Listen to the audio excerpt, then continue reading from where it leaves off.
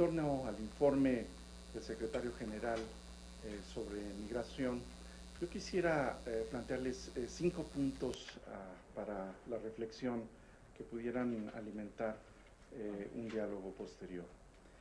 En primer lugar, quisiera destacar que existe una relación muy estrecha, en principio, entre la migración y el desarrollo. El desarrollo es la expansión de la libertad de las personas, es la capacidad de las personas para hacer o hacer lo que desean de manera autónoma.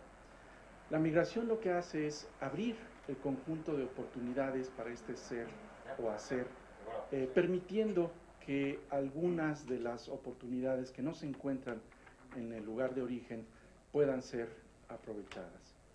Restringir la migración es, en cierta medida, restringir el desarrollo al restringir la libertad. Y a su vez, restringir o reducir las condiciones de desarrollo va a tener consecuencias sobre el propio fenómeno migratorio.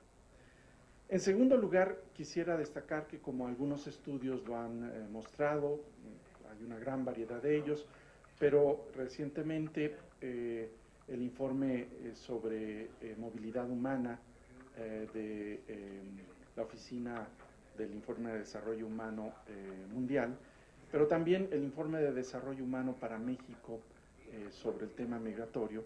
Bueno, estos documentos y otros más han mostrado que el principal motor de la migración es la desigualdad.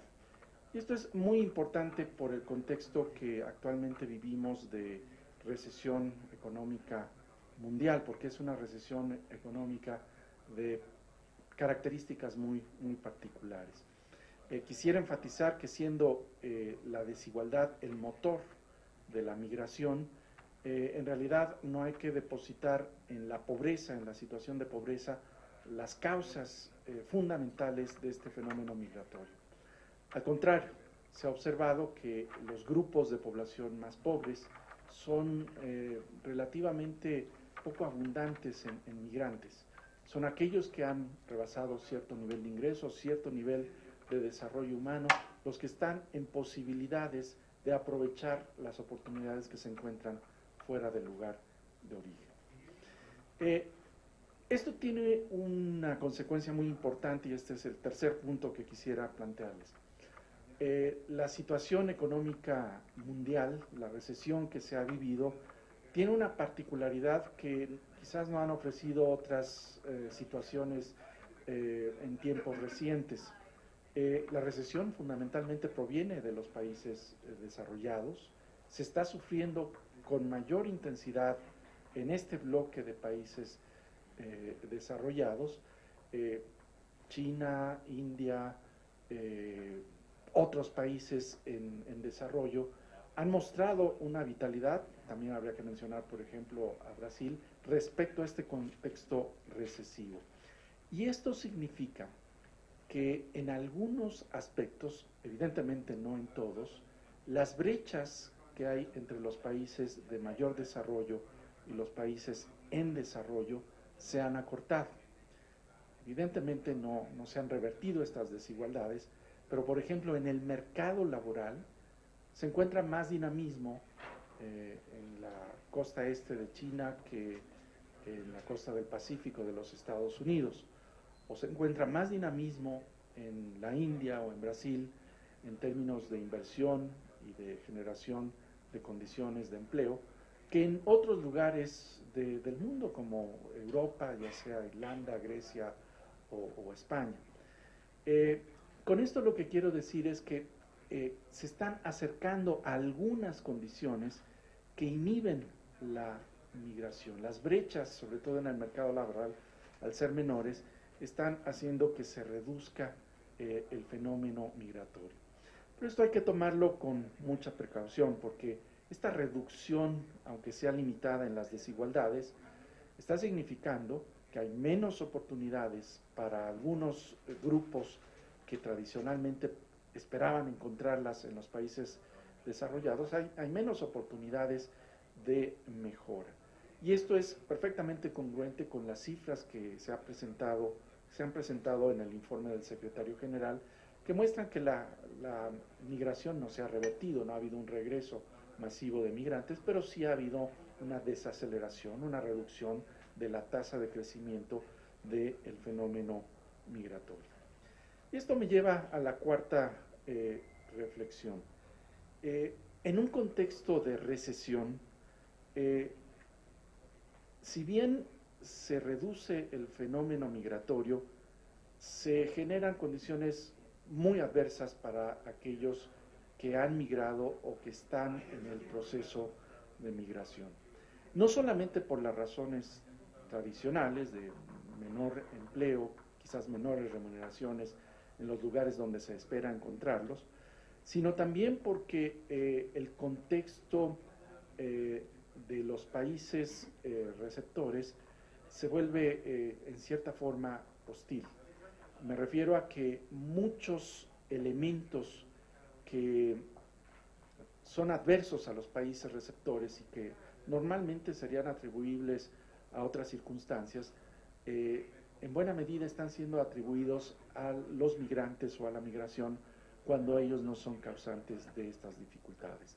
Tal es el caso del desempleo, de la baja en salarios y en algunos casos de las situaciones de inseguridad que se viven. Desempleo y